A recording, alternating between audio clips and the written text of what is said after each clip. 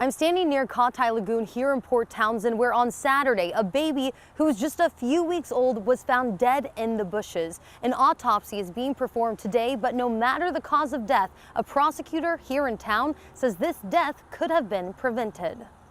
This week, the Port Townsend community has been feeling a range of emotions, including the county's prosecutor. Anger and frustration and sadness have been the main ones. This comes after a just weeks-old baby was found dead in the bushes at a park Saturday. The baby was born with fentanyl in his system, and DCYF gave temporary custody to the baby's father, Jordan Sorensen. Court documents show Sorensen passed initial drug tests to care for the baby, but then started not complying, and a few days later disappeared with the infant. Drug use is a disease, and it definitely impairs one's ability to accurately judge or perceive themselves in an objective manner. Sorensen led police to the baby's body and is now in jail for kidnapping and disposing of and concealing a body. Jefferson County prosecutor James Kennedy said he thinks a new law that went into effect in July called the Keeping Families Together Act played a role in the death. The law states that the existence of things like inadequate housing or substance abuse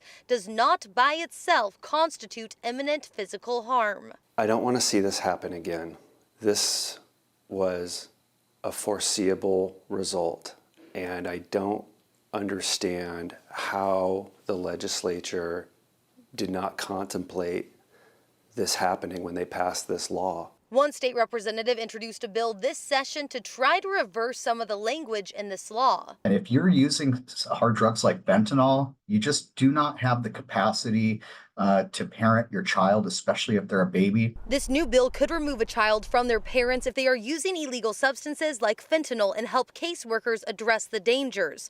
He says this is needed because state data shows in 2022, 22 of the 85 kids who died under state supervision ingested drugs. 67% were fentanyl.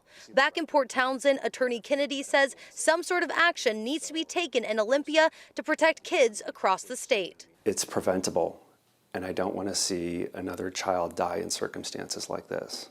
I reached out to DCYF about these concerns. They say this new law has helped to keep kids from being unnecessarily separated from their families. They did acknowledge that they need more staff to engage with the families who are able to keep their kids at home, and that they need more resources in the community to help with the fentanyl epidemic. In Port Townsend, Connor Board, King 5 News.